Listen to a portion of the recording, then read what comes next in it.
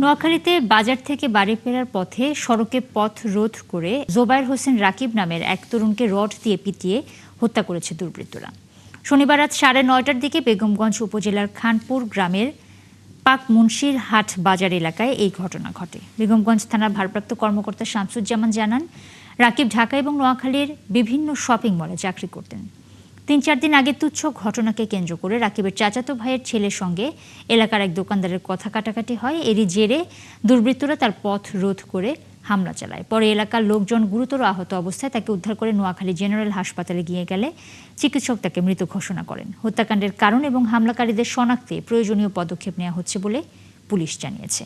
নোয়াখালীর বেগমগঞ্জের শরীফপুরে যুবক জোবায়ের হোসেন রাকিবকে পিটিয়ে হত্যার ঘটনাকে কেন্দ্র করে অন্তত 10 থেকে 12টি বাড়িঘরে আগুন দিয়েছে বিক্ষুব্ধ এলাকাবাসী এবং নিহতের স্বজনরা। বিস্তারিত জানাতে যুক্ত হচ্ছেন সহকর্মী মিজানুর রহমান। মিজানুর, কাদের বাড়িতে আগুন দেওয়া হয়েছে এবং বর্তমানে আইনশৃঙ্খলা পরিস্থিতি কেমন দেখছেন? পুলিশ এটা নিয়ে কি বলছে আসলে? হ্যাঁ নুসরাত, আপনি যেমনটি বলছিলেন, আমি ঠিক এখন এই নোয়াখালীর বেগমগঞ্জের শরীফপুরের দক্ষিণ খানপুর গ্রামে রয়েছি।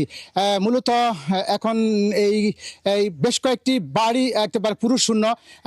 গতকাল রাতে পূর্বশত্রুতার জের ধরে প্রবাসী যে হানিফের ছেলে জোবায়ের হোসেন রাকিবের যে পিটি হত্যা করা হয়েছিল, সেই ঘটনার জের ধরে ঠিক বেলা 12টার দিকে এই দক্ষিণ শরীফপুর গ্রামে বাড়িঘরে একেবারে আমি দেখেছি যে যতটুকু বাড়ি অর্থাৎ 10 থেকে 12টি বাড়িঘর একেবারে আগুনে বশীভূত করে বসে গেছে। আপনি হয়তো ক্যামেরার মাধ্যমে দেখতে পারবেন যে এখন সেই বাড়িঘর থেকে ধোঁয়া উঠতেছে এবং কিছু কিছু ঘর থেকে আগুনও বেরোচ্ছে। শুধু যে বাড়িঘরে আগুন দিয়েছে তা নয়, এই ছাড়াও বেশ কয়েকটি অর্থাৎ আরও 10 থেকে 12টি ঘর কুপিয়ে তছনছ করা হয়েছে এবং যেই বাড়িঘরগুলোতে আগুনে লাগানো হয়েছে বা কোপানো হয়েছে সবগুলো বাড়ি এখন পুরুষ শূন্য, নারী শূন্য, শিশু শূন্য, অর্থাৎ কেউ এই বাড়িগুলোতে নেই। মূলত যে রাকিবের যে স্বজনরা রয়েছেন বা তার গ্রামের যে এলাকাবাসী রয়েছেন, তারা আমরা যতটুকু জানতে পেরেছি বিক্ষুব্ধ হয়ে, অর্থাৎ রাকিবকে হত্যার ঘটনার প্রতিবাদে তারা 12টার দিকে সংঘবদ্ধ হয়ে 50 থেকে 60 জন একেবারে পাকমুন্সির হাটের যে বাজার শরীফপুরে, সেই বাজারের পাশের একেবারে লাইন ধরে যে বাড়িঘর রয়েছে সবগুলো বাড়িতে তারা এই আগুন লাগিয়েছেন। এখন আমি সেই এলাকায় রয়েছি। ইতিমধ্যে এখানে র্যাব, থানা পুলিশ, গোয়েন্দা পুলিশ সবাই এসেছেন এবং সবাই এই এখন এলাকায় রয়েছেন। তবে আতঙ্ক বিরাজ করতেছে, কারণ মানুষজন এখন এই এলাকাতে নেই। সবাই বিভিন্ন ধরনের জায়গায় আশ্রয় নিয়েছেন এই বাড়িঘরগুলোর মানুষ। পুলিশ বলছেন তারা বিষয়টি দেখতেছেন এবং তারা এই এলাকায় মোতায়েন রয়েছেন।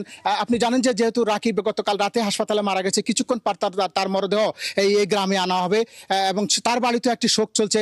তারাও এই ঘটনার বিচার চেয়েছেন। তবে যে বাড়িঘরগুলোতে এখনো আগুন জ্বলছে, পুরুষ শূন্য বাড়িগুলো, সাধারণত এই বাড়িগুলো এখন কেউ নেই, সবাই দিক বিদিক ছুটাছুটি করে দূরে চলে গেছেন। আমরা এখন সেই এলাকায় অবস্থান করছি। এই ছিল আমার কাছে এখানকার পরিস্থিতি। নুসরাত, অনেক ধন্যবাদ মিজানুর আপনাকে। দর্শক, নোয়াখালীর বেগমগঞ্জ থেকে যুক্ত হয়েছিলেন সহকর্মী মিজানুর।